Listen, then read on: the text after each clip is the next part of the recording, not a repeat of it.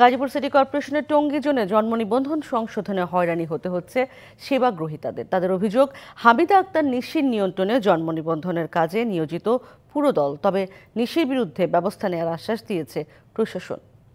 সনদ বা পরিচয়পত্র দিয়ে জন্ম নিবন্ধন করা হচ্ছে গাজীপুর সিটি কর্পোরেশনের টঙ্গী জোনে।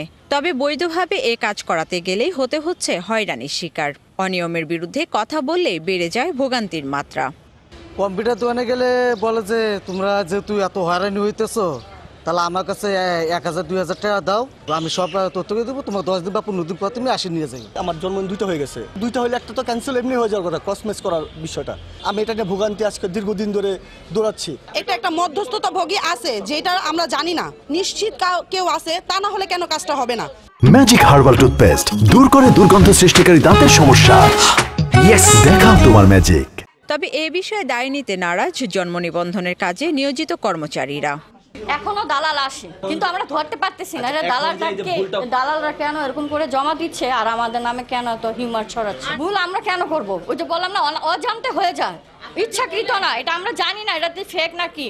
অভিযোগ আছে এসব অনিয়মের হোতা মাস্টার রোলে চাকরি করা হামিদা আক্তার নিশি। দুর্নীতি প্রকাশের পর বদলি করা হয় তাকে। তবে পুনর্বহালের আদেশ না থাকলেও ক্ষমতার দাপটে স্বপদে বহাল নিশি। একজনকে পুরো ডিপার্টমেন্টের দায় দিতে পারে না। আমিও তো, আমার পরে শাখা প্রধান আছে, শাখা প্রধানের পরে একজন আছে, আমি তো চেনে চলি।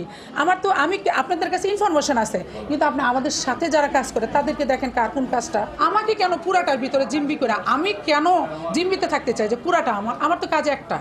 তবে এবার নিশির দুর্নীতির বিরুদ্ধে পদক্ষেপ নেওয়ার আশ্বাস গাজীপুর সিটি কর্পোরেশনের। তদন্ত কমিটির সুপারিশ অনুযায়ী আমরা পদক্ষেপ নিচ্ছি।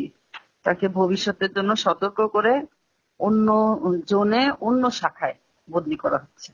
হয়রানি বন্ধ করে জন্ম নিবন্ধন বা সংশোধনের সব কার্যক্রম সহজ করার দাবি সেবাগ্রহীতাদের। Mahmuda Sikdar, DBC news, Gazipur.